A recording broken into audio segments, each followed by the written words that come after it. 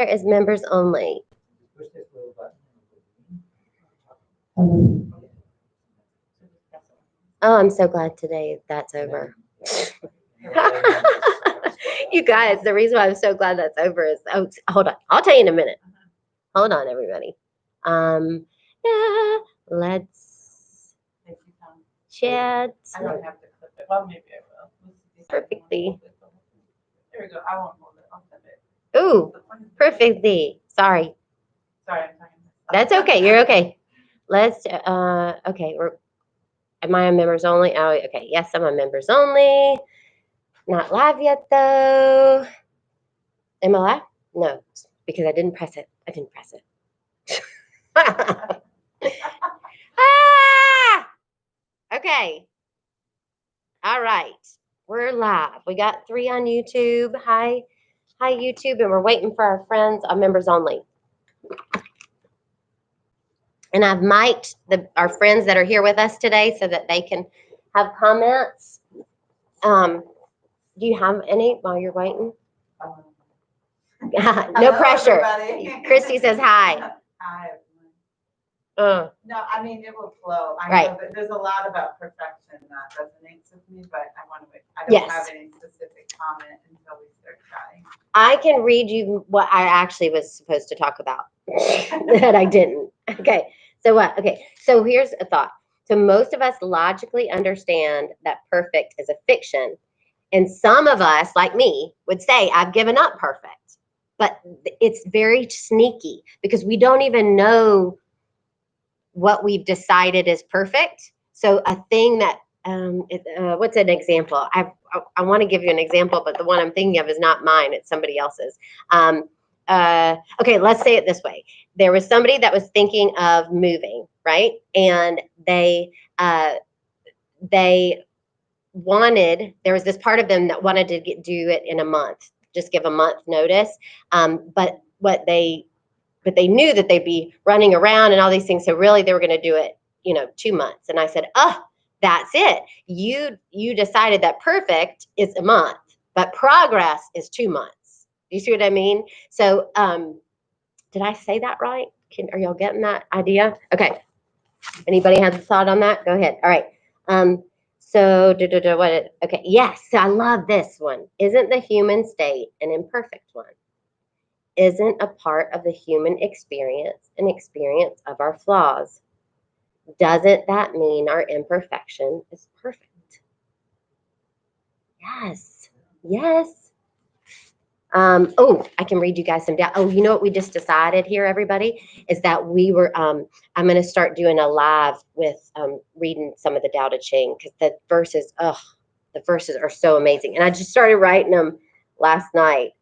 What's one? Okay, I'll read one. Y'all talk. I'm just filling time until I hear from you. Filling time. Let's see. And don't you love that? Stop thinking and end your problems. I wrote that in bold letters in my journal. Yes. And it was funny is that I was trying like crashing, doing a cram before the talk to try to get it all in there. Because normally, so this is what I was telling them. Did I tell you guys this already? That Keith had a big project yesterday. And so I didn't have my Mind Palace time. I didn't have the time that I normally do to put the package together. I mean, I worked on it all day, but there were people there. My kids were there and the energy of other people, I just can't get there. And so this morning I woke up super early and I was trying to do it this morning. And the first thing I read, I get up and I'm like, okay, I got to read. And it says, and this is a total different page. I didn't even come to the notes for the right page. And it says at the top, stop thinking and end your problems. So that I wrote that another time. That wasn't even this time. That should be your mind. That's right. Stop thinking and in your progress, not perfection. Does anybody have any thoughts on progress, not perfection? Anybody? I was thinking that what has been happening for me. Turn on your mic. Oh, it is. I think it's off. Okay, go ahead. It died. The battery died. I think okay. Yeah, it's back. Tell us again. Hello? Now tell us. I was thinking that what's been happening for me the last few weeks is that because my background is psychology, so the psychology of all these phenomena is rising to the surface as you're talking. And this week, what came to my mind is something that I often teach in my workshops is growth mindset, which is Carol Dweck is an amazing educator, but she talks about mistakes are truly the channel through which we learn. Yes. And Tom was just talking about that with his music as well, and how you create these one-of-a-kind compositions by embracing the mistake and then moving forward from there. And I think that we forget how much, I mean, the psychology and the spiritual phenomena are truly one. It's just a different language for what these things are. And it keeps coming to me, and I'm making all these new connections across my files. Yes. Growth mindset. And that's the thing, this idea that there's an outcome, that there's some outcome to perfect, or, that will be perfect, and that will be perfect. And for me, it really is about becoming. Like, I always want to, I want to be perfect love. I want to be perfect, I want to be perfect minister, right? I want to be a perfect wife. I want to be, it's about showing up in that way, and the recognition that actually is the exact opposite way in which to have your perfection come out, right? So the perfection comes from stopping thinking and ending your problems, right? Yeah, what's coming to me is that perfection is not an idea. Yes. This is it. Yes, right. Concept that it's only a concept. Yes. It's like the written word is just the written word, but there's the reality is the perfection. That's right. Whether it syncs with your idea or not. Right. That's exactly right. Yeah. Perfect. And I wrote that down too. I said perfect is a thought. It's not, just like the ego is just the mistaken identity, like it's a thought of you and not the actual you. I don't know if anybody's typing. Am I missing any? Y'all say hi so I know you're here. And I think I might not have your comments, guys. See, all kinds of imperfection today. So yeah, it's the label. And I thought of this too. One of the things I think that contributes to this idea of perfection is that we are living in a culture, this social media culture, and we have become trained to look for likes. Like, we've become trained to look for it. And see, you guys know that this is new for me. The social media thing is new for me. So I have been watching the ways in which it changes you. Like, you put something out there. I posted a picture yesterday of my husband in the door. And I was like, oh, I can't wait till everybody starts liking it. You know what I mean? And so it's, I think that social media really plays a part in this, notion that there is perfection at all. You know what I mean? Because if we look back and we go, well, what's the perfect post? Well, it's the one that has the most thumbs up and the most hearts, right? That's what we think of perfect. See, I don't think I can see y'all's comments. I'm sorry. Do you want me to read them? Yes, you're on. So Cindy says, let people know to refresh their screen to see the video. Let people know to refresh their screen to see the video. I don't know, but I can't hear you when you turn away from the mic. People aren't turning off. It's going off. Oh, it's the battery's dying. Everything's imperfect. Could I maybe just have your phone? Oh, you can have your phone. Yeah. That's easy. Yeah. Hold on. So everybody's typing, and I could.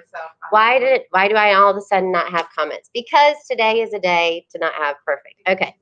So hi everybody. Saying something is imperfect implies judgment. What about accepting things as they are without judgment? So hard to do sometimes. Yes, thank you, Carrie. Progress, not perfection, is for the ego. Essence is perfection all the time. Yes, John Polakowski, go to the head of the class. Nicole says, to me, you are as Mary Poppins tape measures her. To me, you are as Mary Poppins, practically perfect in every way. Oh, yeah. You really spoke to my heart. I love it. Practically perfect in every way. I love Mary Poppins. I'm glad. Oh, I'm grateful too, Nicole. Thank you. Kristen Isaacson, there are several comments. Okay, we're up to date. Anybody else have any comments? Y'all, today. Can we just take a minute? Ah, I'm gonna have some coffee. Anybody have anything else to say? Now the comments are gone from your screen. Just keep touching. Okay, keep touching it. All right. It goes to sleep so you can just see your beautiful face. All right. Yay. And it's so fun watching me a few seconds ago on the screen.